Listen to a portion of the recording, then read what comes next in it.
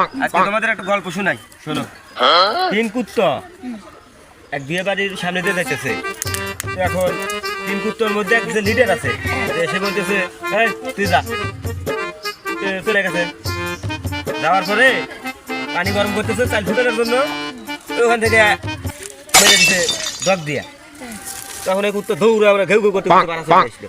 আসে এখন ওই দুই কুত্তা বলতেছে যে যা মাত্র গরম গরম মেরে দিছে। সেই পরে লিডার করতে যাই তুই যা।